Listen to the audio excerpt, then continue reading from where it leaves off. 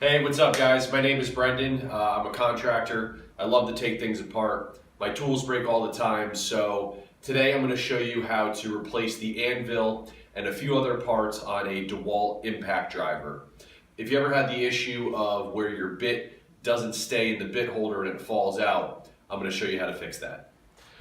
Alright guys, so this is the DCF 885 impact driver, and what I've experienced, I've had this for about 2 years, and what happens is that the bit just falls out of the chuck. So I'm going to show you how we're going to fix that. What you're going to want to do is make sure you have a flathead screwdriver, a retainer spreader would be ideal, which I don't have, and you're going to pry the little retainer spring out of from around the anvil. It's going to take a little bit of work if you don't have the proper tool, but it will come out. Okay, so to get this retainer spring off, you're going to want to make sure that the split end is at the flat side of the anvil, and you can put a flathead screwdriver, a small one, very tiny one, and pry underneath it, and then it will pop out. Now you want to make sure it's spring loaded, but it's not crazy. It's not going to go flying everywhere.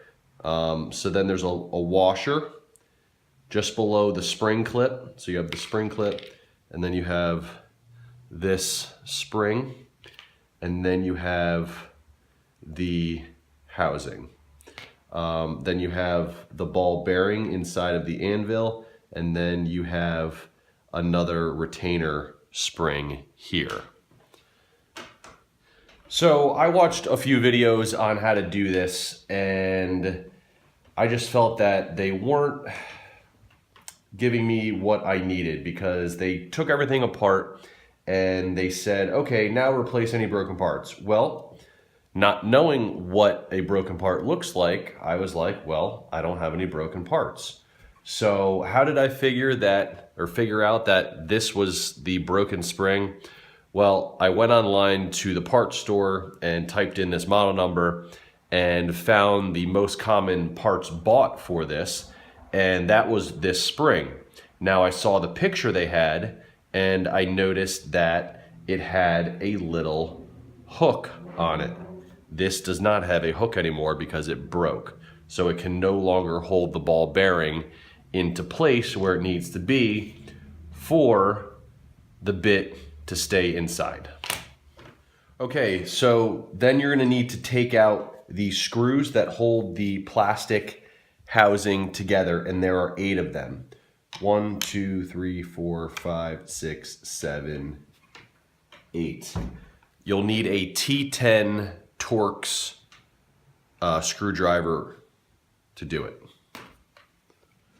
So once you take all your screws out, this plate, or the casing, half of it will split. You'll probably need to use a flathead screwdriver to pry around a little bit to break it free, but this will come off. Then what you're going to want to do is this motor assembly is going to need to slide out of its little home there in order for this to come out. But actually, I'm sorry, first this light needs to come off here. Now, they say you can undo this little thing here. I don't find that necessary. As you can see here, just give it a little tug without breaking the wires, and that'll come off like that. So then you can slide this out like so, and boom, this thing pops out. Once you have this out, this piece is going to seem like it's really hard to take off, but it's not. All you have to do is literally push down like that. Now you might need to give it a little bit of a, little punch, but it will go. So once you do that, you take this piece off, and same thing with this. This piece here, if it's got a lot of grime on it, is not going to want to come out. So you're going to want to just give it a yank. So it just might take a little bit of persuading. So once you do that, the anvil will then pop out of the casing here, or the housing. This little plastic washer you can leave inside there. Here is the new anvil that you can just put some lithium grease on it, or whatever grease that comes with these things. I think that's what it is. And just pop it right back in. Just like that. Like I said before, I think my anvil was okay. This part I was a little concerned about whether it had worn down or not, so I didn't want to take the chance with having the new spring and the new ball bearing, so I just ordered a new one. So once you do that, you take this assembly, and these are the teeth that hit the anvil, so you just want to make sure they're opposite of that. This little washer that goes, or it's a little gasket, you can actually see it's kind of working its way up. You just want to make sure that's straight and that it's seated. It's not a big deal now, but you just don't want it to be flopping all around. So go ahead and put this back in to the housing. Try to seat it so it's straight. You don't want it to go in crooked. And then this whole assembly will drop back in like so. And then pretty much you can put the plastic housing back on. Now this little part here is going to line up with this part right there. So then you know that you have it in the right order. All right, so you may need to play with this a little bit and take it out so the washer is seated. But one thing you want to make sure of is that these two little marks on the housing here, this gear should be opposite of that. So these two should be left and right of it, and this one should be on top of it. And the reason for that is the way this plastic cover needs to sit. So basically there's a little notch here that will indicate that it needs to sit between those two little metal pieces. So and you can kind of play with it a little bit and twist it while it's in the housing. So once you got it, this will then you can squeeze it and it will seat on that washer. And then once it's inside this little notch, you know that this cover is far enough on. All right, so to pop this sucker back in, after you need to twist the end of the anvil so the splines line up. So you're gonna wanna make sure that this flat part is out, and you can see there's a little notch there. This piece will sit in that little notch like this. So you have the two on the side and then the one on the bottom. The one on the bottom goes down. So then it will slide into place just like that. So then, like we took the light cover off, you're gonna just ever so slightly give it a wiggle back on there. Make sure these wires are tucked back into their little housing home, otherwise they'll get pinched. So go ahead and do that.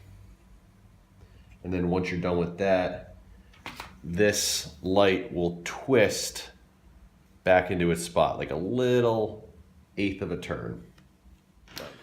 All right, so once you got that in place, go ahead and slide this cover back on. Now, if you don't have this motor and this magnet properly in place, this will not sit properly. It'll look like it'll sit, but it won't. And you'll get frustrated, because I did. So make sure that this flat part and this groove are out and this is sitting properly. So once you do that, you slide this on, and then you're gonna have to fiddle with the reverse and forward piece, because it's gonna wanna just slide in just like that. And then boom. So now everything is nice and tight. You can go ahead and put your screws back in. Okay, so next what you're gonna do is you're gonna take your new ball bearing and you're going to put it into the little anvil slot. And it's gonna be towards the front there. Then you're gonna take your new spring and you're going to slide it over the anvil. And it's gonna take a little bit of, again, persuasion, because none of this stuff is easy. It is easy. It's just, you know, gotta have those patience and motor skills. So you're just gonna wanna make sure the ball bearing is forward, and then that hook is gonna go into the anvil slot, and it's gonna kick that ball bearing up and keep it up. So then once you do that, you're gonna take the housing, the chuck housing, you're gonna put that over, and then you're going to take the spring, you're gonna take the flat washer, and you're going to take the retainer clip. Now, it's gonna take a little bit of work to get this on. Again, just be patient. Take your flathead screwdriver, and you're gonna wanna make sure the split end of the ring is at the flat part of the anvil. And then go ahead and spread it like that. I actually just used my 2 fingers to do it, so it was actually pretty easy. So now it's spring loaded, and boom.